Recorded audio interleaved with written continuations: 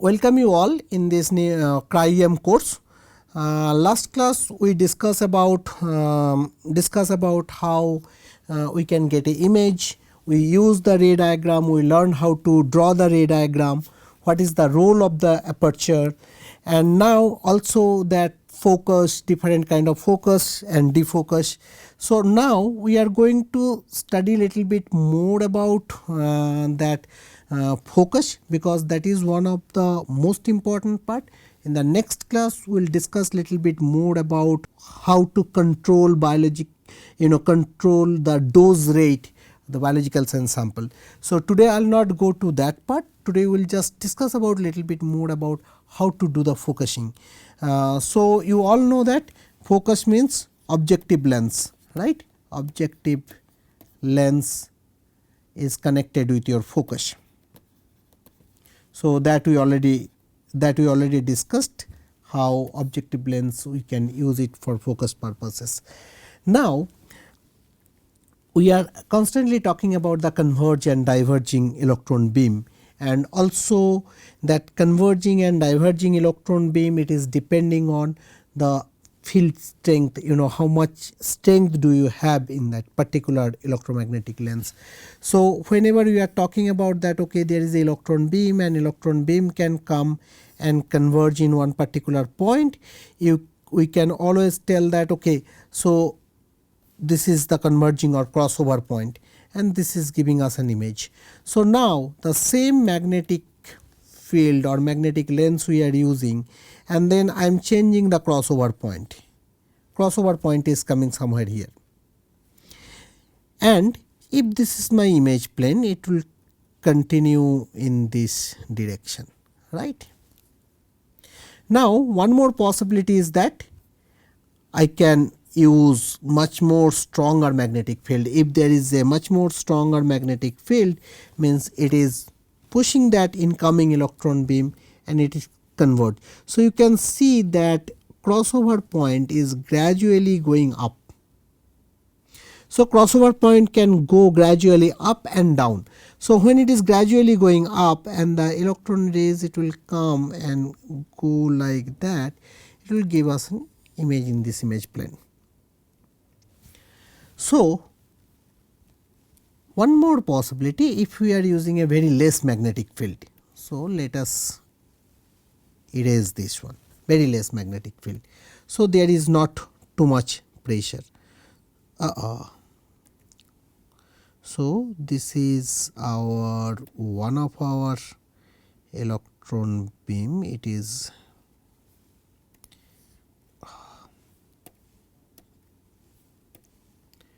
one of our electron beam, it is coming and merging somewhere here, right. Now we are talking about that we have a very low magnetic field. If we have a very low magnetic field, what kind of image do we get? So you can see images are going like that. If we have a almost no magnetic field, you can see electron can go like that. If you have a more lesser electron beam, you can see electron can come as almost parallel. So that was I was talking about when we are discussing that, okay, we have a condenser lens too, and the upper objective lens, these two combination, sometime we can make the electron beam parallel. So it is based on the what kind of magnetic field we are using, and then we can try to make it parallel. So if we have a C1, our electron beam will converge in one particular point, right. So this is our spot size. This is our spot size that we are going to discuss in next class. Then our intensity. So intensity, if we just regulate this one in such a way, so this one my C2 or intensity, right. So intensity, if we regulate this point in such a way that electron beam will come out, and then there is another magnetic field which is regulating the beam. So something we are using some kind of magnetic field, that beam will come like that. So even if it is a lower lower objective lens,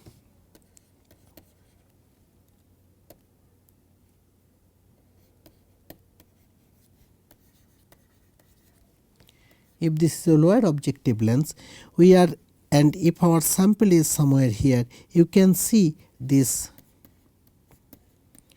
upper objective lens current and the C2 we are using in such a way that it will make that electron beam parallel. So it will go through our sample as a parallel electron beam. It is not going to affect scattered or unscattered electron. So now if you just consider that we are using a very strong magnetic field here, a very strong current. So what will happen? Your converging point, it will go up, or crossover point, it will go up. If crossover point, it will go up, the electron beam will come like this, and no matter what, your upper objective lens and C2 cannot make the beam parallel. Or in the other hand, if we are using a very loose magnetic field, something here, that is also going to affect your electron beam, and it is going to expose your sample completely. So that is the reason we have to use a particular magnetic field which is helping us to converge the beam in such a way that next lens can take over these things. That is true for the spot size also. That is true for the C2 lens also. So that is going to help us. So now I hope you are getting enough example that why I am telling that C1, C2 objective lens all are fixed lens, and we can only change the magnetic field to change the crossover point or convert how the beams are converging, and that is helping us to regulate the magnification or any other parameters. It may be beam intensity, it may be the focus, defocus, magnification. So it is a fixed lens, but a different kind of magnetic field is going to regulate this parameter. Now come to the focus. So we want to discuss about the focus. So whatever that rays is coming out from the sample, there will be a no change, it will be as it is. Let's take a look to the other part. There will be a 3 different kind of parameters that we have to pay attention during this. So in all the cases, one thing, first we will make it fixed, that we have a lens here. We have a lens, and let us make this thing final, that this is my imaging plane. So that imaging plane will be fixed for all. So that height or everything, it will be same for all this image. What we can do, we can draw a little bit smaller size of that object. So here consider that rays are coming. So for all the sample, this will be the same, right? If we just consider this is the start point, for the 3 different condition is possible. So here let me draw these things in a little bit proper way. Okay. So now if we just consider this is our start point, here also this will be our second point, here it will form that image, here this will also form that 2 image, right. Now rays are coming from the sample, rays are coming from the sample. Okay. Same thing is true for this one also, rays are coming from the sample here.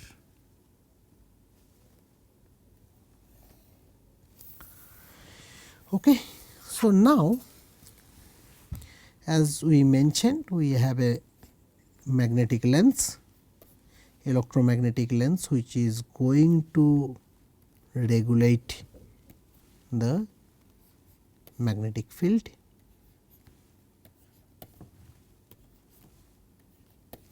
We just consider this is lens 1, this is lens 2 and this is lens 3. So, in one particular case we consider that okay, this is our, we are using a magnetic field in such a way that if this is our optical axis,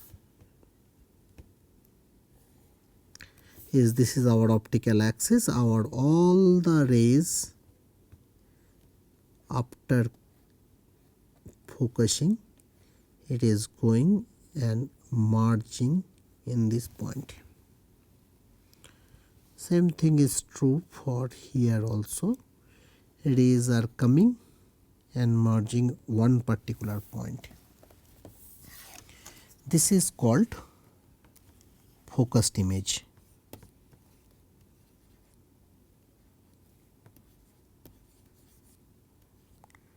Focused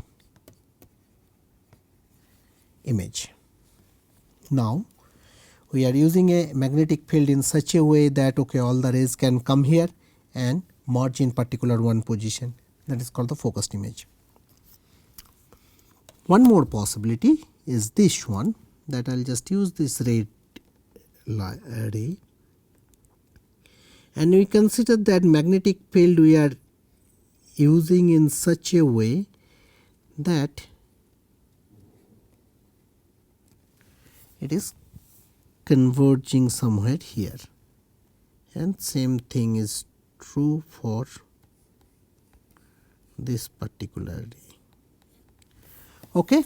So, you can see it in blue case, rays are coming and converging in one particular point, that is called the focused image.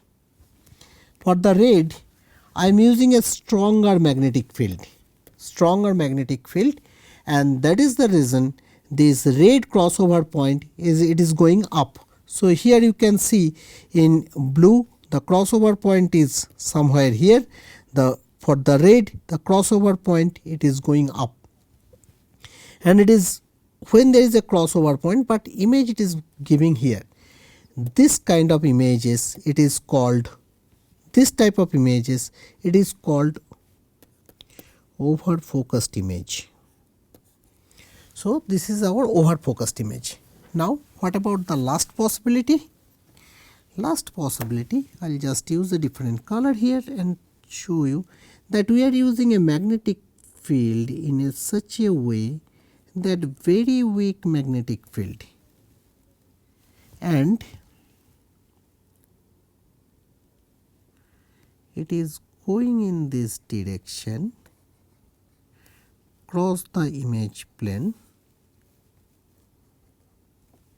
and converge somewhere here. This is called under focused image.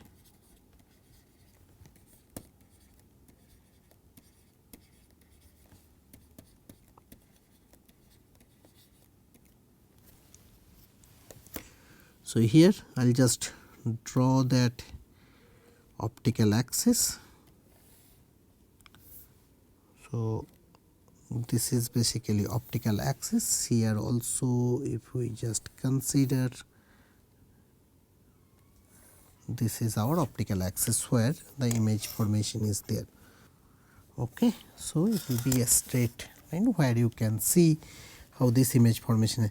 Now, if you look at in this particular position, in all the cases until here the beams are behaving in a same way, they have a same angle, then using this different magnetic field basically we are converging the electron beam at different position.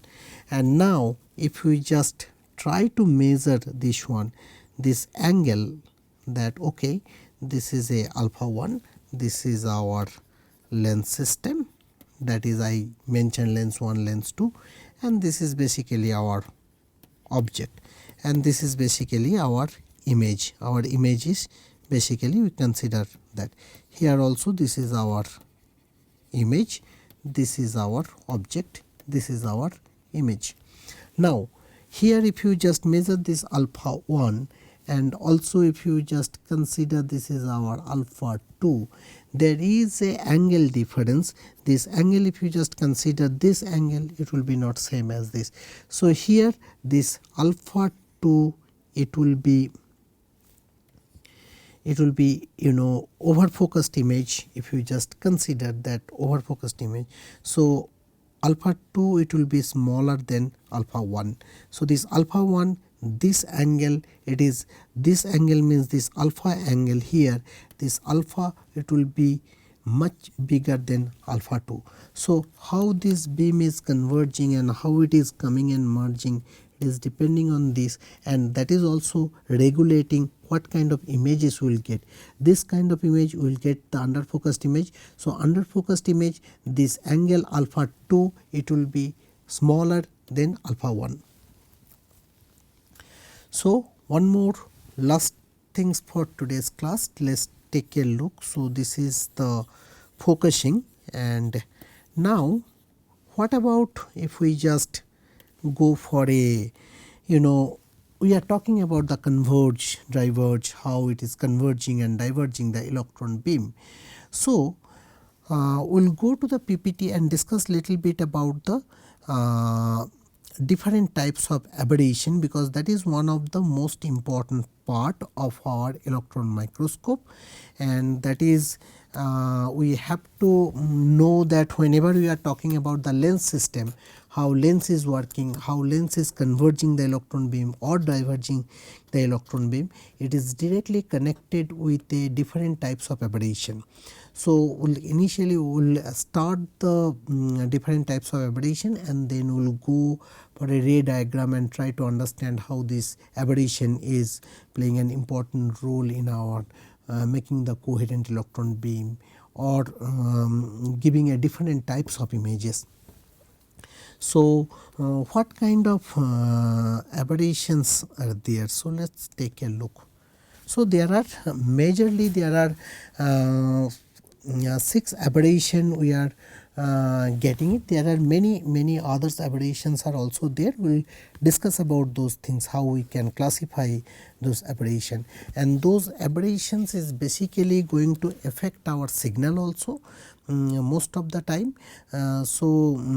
Signal means when we have some so we have a parallel electron beam. Parallel electron beams are coming and interacting with our specimen, right? This is our specimen. So all this parallel electron beam come fall to our specimen, and then they will deflect and give us an image. Now we are always considering everything is in an ideal situation when the parallel, whenever we are considering all the beams are parallel, we are considering everything is parallel. That is how we are drawing our ray diagrams. So all are parallel. Then there is a deflection. So when deflection is there, there is a scattering. So unscattered electron beam and scattered electron beam. So they are coming together and they are giving some kind of phase difference and giving us image. But most of the cases our lenses are not in an ideal condition. So there will be some kind of differences, and even if you consider the glass lenses, so glass lenses is not uniform, it is not symmetric. Same thing for that electron microscope also, and also it is a very difficult task to put so many electromagnetic lenses. If you just think about the engineering part, it is a very difficult task to place those electromagnetic lenses, one by one together. So it is not that a easy task, and then control all this electron beam properly. There will be some kind of aberration, and that is going to affect our images. So what kind of aberrations are there? Let's take a look. So aberrations, as I mentioned, there will be 5 major aberrations we are always considering. That is our spherical aberration, then chromatic aberration, astigmatism, that I use that term couple of times, that astigmatism, then coma aberration, distortion and curvature of the field. So let's take a look about those important part, how we can classify those aberrations. So if we just go to the next slide, you can see it that aberration we can split it into two halves. So one is geometrical aberration. So this slides or this diagram is taken from so there is a electron microscope made by GEOL, and this slide is taken from the GEOL website. So if you just go to that GEOL website, you can see these different types of aberration. So in the schematic diagram you can see so there is a geometric aberration and the chromatic aberration. So if you look at the geometric aberration is split it into two halves. So we are more interested about this 5 aberration, that is called the Siddle aberration. The Siddle aberration name came from that Phillips von Siddle. So now here we are more interested about this 5 aberration, where there is a spherical aberration is coming, then chromatic aberration, astigmatism, curvature of the field, and the distortion. And chromatic aberration also, it has a two different part. One is the axial chromatic aberration and magnification chromatic aberration. So we will not split all of these things in one half. Majorly we are going to discuss about that chromatic aberration, and then we are going to discuss about the spherical aberration, coma, astigmatism, and curvature of the field, and distortion also. So let us discuss about the chromatic aberration at the beginning, and then we will talk about spherical aberration. So what is that chromatic aberration? In glass lenses this is a very common problem. So if we have a glass lens,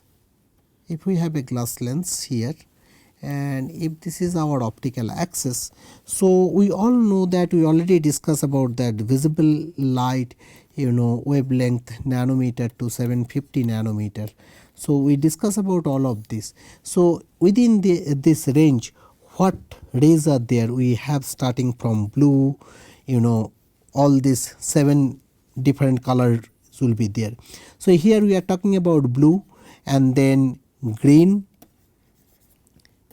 and red. So based on the wavelength, if our lens is not perfect, it will split all these rays based on their wavelength. Okay. So what is going to happen if there is a blue rays? So blue rays, here I am just okay. So let us draw the normal ray, and normal ray color is only black. So it's a black color rays are coming, and which is going to merge, but due to some kind of defect in the material of this lens, glass lens, it is going to split. So here when these rays are traveling inside this glass lens, so there is a different types of material, and so red light has a different wavelength, green light has a different wavelength, blue light has a different wavelength. So those rays will split here in this inside that lens, and when they will come out, so they will just merge in a different point. So blue rays will merge like that, then green rays, it is going to merge somewhere like that, and then red, it will merge further like this. So now you can see when this will give us an image here, it will be combination of all these 3 or 4 rays, and it is going to reflect here in your image, where you can see sometime blue or red boundaries outside, or if you are just trying to take someone's face, so sometime it is too much reddish, or sometime it is bluish. So because of this chromatic aberration and this not perfect lens we are using, materials is difference of this lens, it is splitting all these rays in a different form. It is splitting blue, green, red, and everything is going to reflect in your image. Similar problem is possible when we are doing the electron microscope. Here what is the major parameter? Major parameter is the wavelength. So lens is deflecting the wavelength So blue has a different wavelength, green has a different wavelength, red has a different wavelength. All are coming and merging in one particular point and giving us a different color images. So in electron microscope we are considering that okay, all the electrons are coming into particular this point and all the electron has the same energy that is called E. Now if some electron has some extra energy delta E, or if some electron has this kind of delta E either plus or minus, then what will happen? We are considering all these electrons are coming and merging in one particular point because this E is fixed, the energy of incoming electron is fixed. If, because here we are using a fixed magnetic field, if the energy of the incoming electron is not fixed and we have a fixed magnetic field here, then electron can merge in a different plane. So it will not go all the way this, it will merge somewhere here or it will merge somewhere here. So energy is directly connected with your wavelength and that is going to reflect when you will do the imaging using electron microscope. So today's class I will stop it here. We will discuss these things in next class in details, all the aberration including this chromatic aberration also. Thank you all for your attention.